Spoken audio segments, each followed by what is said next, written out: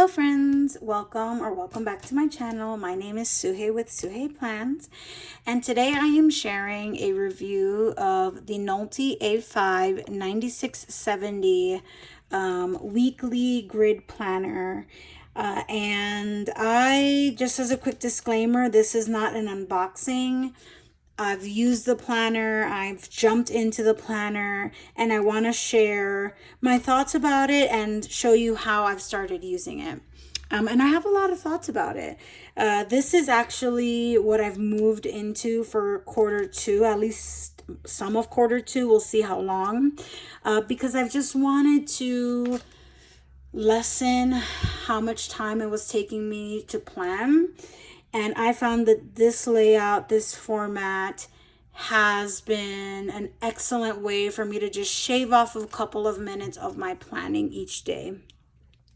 Let's jump in. So I got this on JetPens. I don't have a discount code or anything like that, but I did find it on JetPens. This is a Japanese planner, and it has 2024 in an embossing. In this leatherette cover, that's okay. It's nothing special, but I think the color is very lovely. It's a very nice neutral.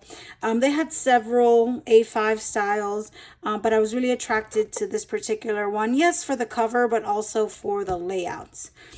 When you open the planner, you've got, in that plastic cover that it comes in, there is also 3 pockets, as well as kind of like a longer slip pocket here that I think could be really helpful for stickers, planning cards, and I think this is just a nice perk. It's a very simple cover. In the back, there's also another pocket here and a pen loop. And I think these are just nice extra features, inexpensive. It's an inexpensive planner, but that's just a nice little extra. This planner is under $30 US at the moment. And so in that pocket, pen loop there I think works well. It's a nice little additional feature in the cover, which I think is nice. And I like that it's clear. But I have a sticker here. See, I might have some sensitive information. Okay. So then we jump into a calendar view. It's a lot like the Hobonichi with the year you're in, the year prior, and the year following, with weekends in blue or black. There is a significant amount of Japanese characters, but that doesn't personally bother me. This is a Monday start planner.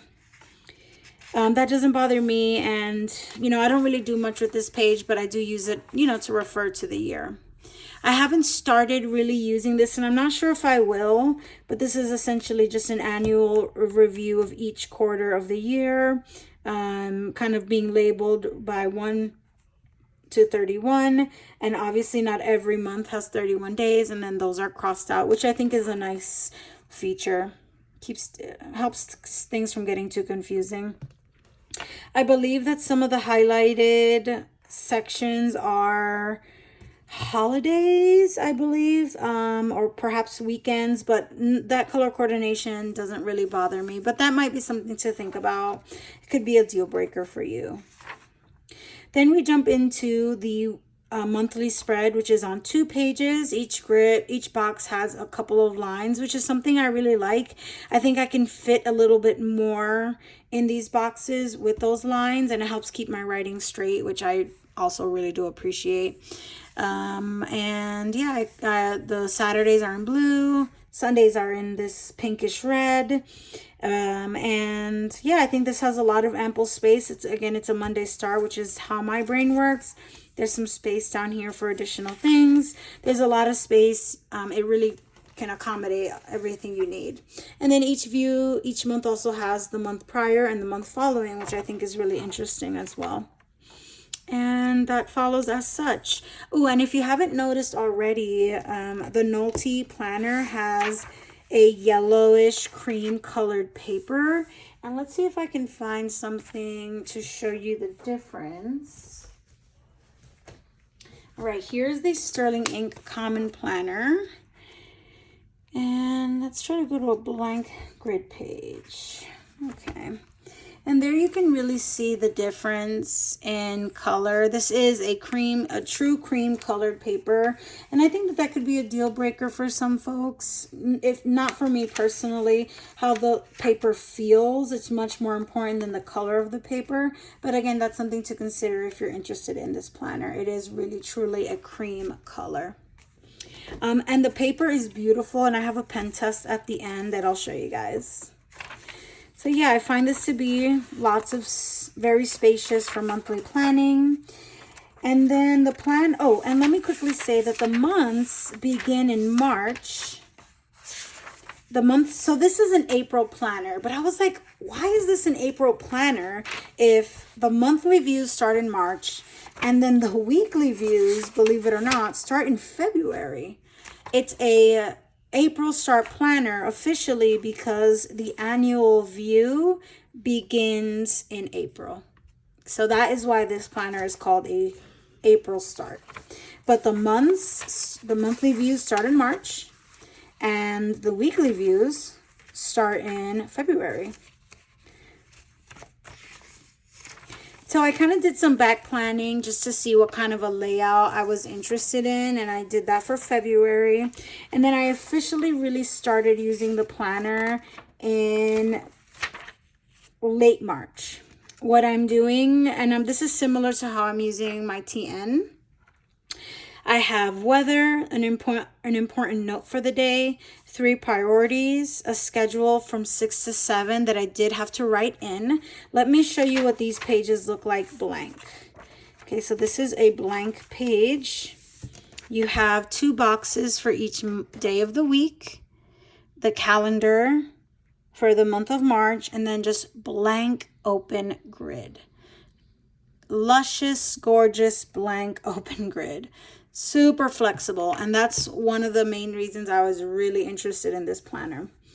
I wanted to kind of duplicate the planning that I was doing, but just saving time and not having to do daily pages every day.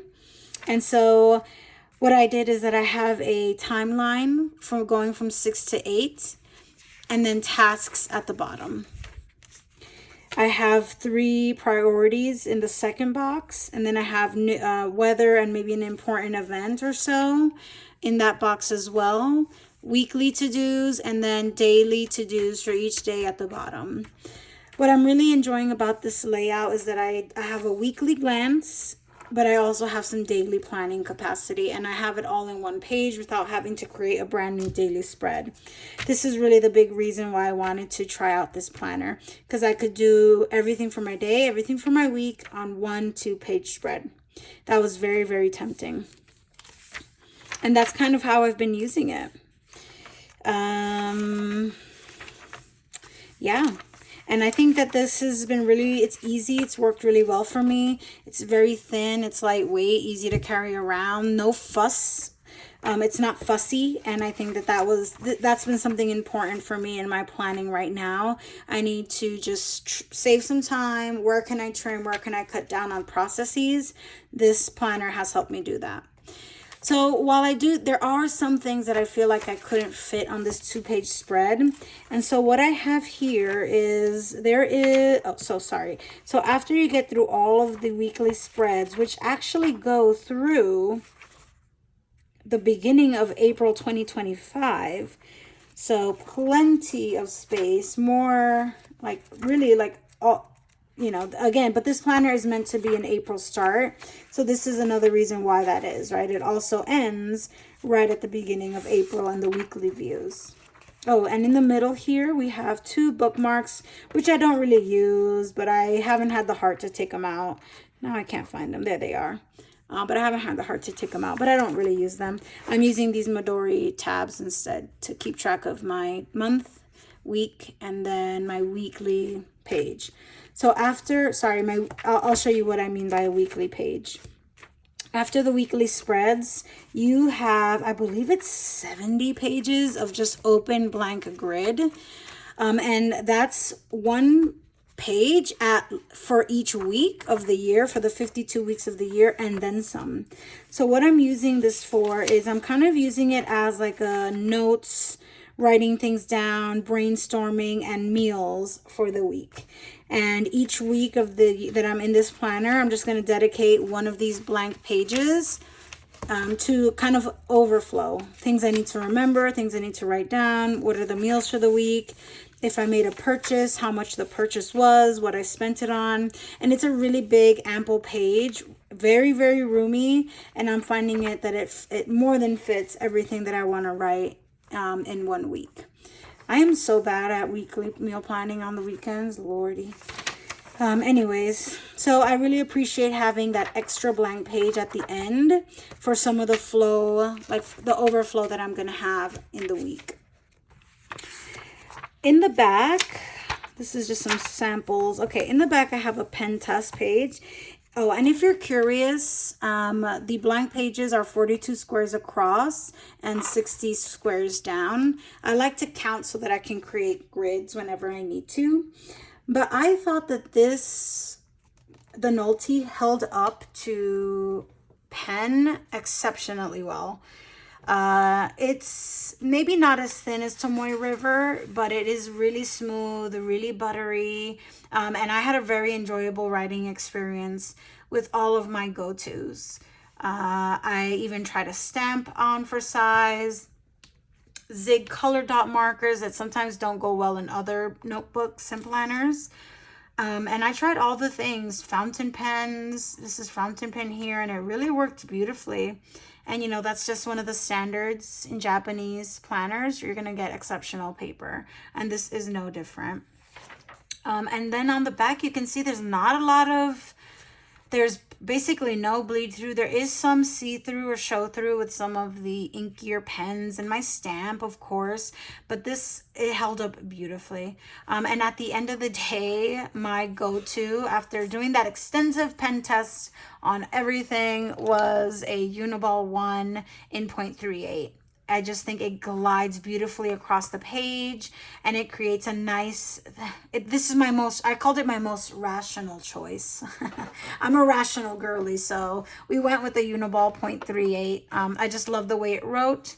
It dried very quickly, and it was my favorite, and it was definitely what I think was my go-to for this notebook, and this planner, and I've been using the Uniball 1 in 0.38. So this is that pen, and it's really inky and it's really dark. And because I have to fit a lot in one page, I think that a 0.38 is the right amount, is the right thickness. And it also helps that I have small handwriting, right? So this kind of a layout, if you have bigger handwriting, might not work as well for you. It's definitely something to consider. Let's go back. In the back, there are also some, Japanese, I guess this is a public transportation system, and some maps, which I think are pretty cool. If nothing else, it's just nice to look at. It's nice to look at. And again, this paper is just so lovely. I really enjoy writing in it every day. So I think that's been, I'm really enjoying the layout, all the extra pages, the beautiful creamy buttery paper, the very flexible layout. I can easily switch from this vertical orientation to a horizontal orientation if I need to 1 week. There's just a lot of awesome flexibility with this planner. And I think that, it's kind of a bummer to have to feel like you need to downsize or change planners. And that can feel like you're downgrading, so to speak. But the writing experience in this planner is so, so lovely that, I didn't feel like I was missing out on anything, because it's really equally as enjoyable, but it's just a little less fussy, saves me a little bit more time than the everyday planner that I was in at the moment. And I think those are my overall thoughts on the NOLTY. They're kind of these highlighted pages for the month of the year that you're in. And I think those are basically all of the features. But really, it's just this paper, this size is so, so enjoyable, and it's super compact. It really fits anywhere. And what I've done with the NOLTY is that I've taken it out of this cover. Fun fact, this cover actually fits a Hobonichi cousin with a soft cover. I'm not going to go through putting it on now, but it is a perfect fit if anyone might be interested in that. Or it's like, I you know, maybe I'll get rid of the actual planner one day, but I can definitely hold on to this cover. And this is what the book looks like without that plastic cover. And it's really fine, and it's really well constructed. It just doesn't have all the bells and whistles that some other planners have, and I think that's fine. I'm keeping it in a Moterm cover. I have an obscene amount of stickers and things here, very functional. And I just tuck the covers in, and voila, I am. And the reason why I wanted to put it in a bigger cover, it fits perfectly, no problems at all. It's just for a little bit more storage space for stickers, and because I'm in my blue covers for spring, and I have this A5 that I wanted to use, and I love the blue for spring and for planning for the new season. So that is the NOLTY. I'm very much enjoying it, and I really appreciate that it's a cost-effective option if you need, or if you're interested in a later start to the year planner. I highly recommend. Thanks so much for watching. I hope everyone is having a wonderful day, and I'll see you guys in the next one. Have a good one, y'all. Bye-bye.